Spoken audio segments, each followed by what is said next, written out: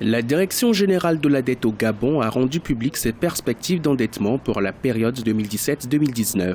Arrêté à 1472 milliards de francs CFA et étalé sur une période de 2 ans, le plafond des nouveaux engagements cette année 2017 sera de 659 milliards de francs CFA, notamment 559 milliards de francs CFA d'emprunts extérieurs et 100 milliards de francs CFA d'engagements intérieurs, soit respectivement 84,8% et 15,2% des montants sollicités. Ces emprunts seront constitués de prêts extérieurs classiques et d'emprunts obligataires régionaux.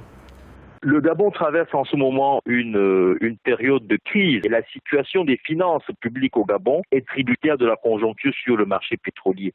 C'est pour ça que l'année dernière déjà, le Gabon a annoncé un plan d'endettement. On est dans un glissement qui est permanent sur ce plan-là. Mais je dois quand même relever que c'est un pays qui a pris conscience de ce que son endettement ne pouvait pas continuer et il a mis en place une série de stratégies qui font en sorte que progressivement cet endettement va être baissé. Mais il faut naturellement trouver d'autres relais de croissance.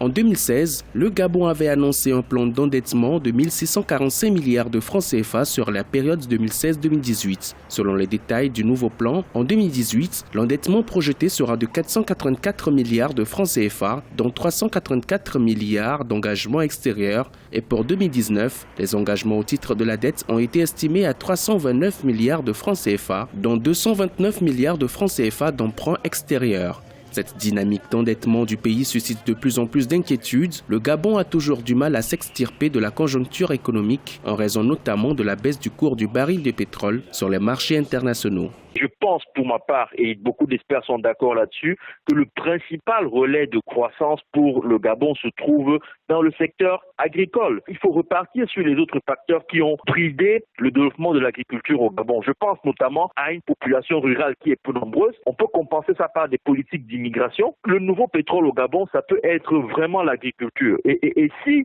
une partie de l'endettement est consacrée à une stratégie de relance du secteur agricole, il me semble que là, effectivement, on peut avoir une grande opportunité pour faire de la croissance. Le gouvernement gabonais tente de rassurer les marchés sur la viabilité de la dette publique du pays à court, moyen et long terme. En s'appuyant sur les perspectives d'évolution des indicateurs macroéconomiques, sur les 15 prochaines années, les autorités estiment que le taux d'endettement serait en moyenne de 30,2% du produit intérieur brut.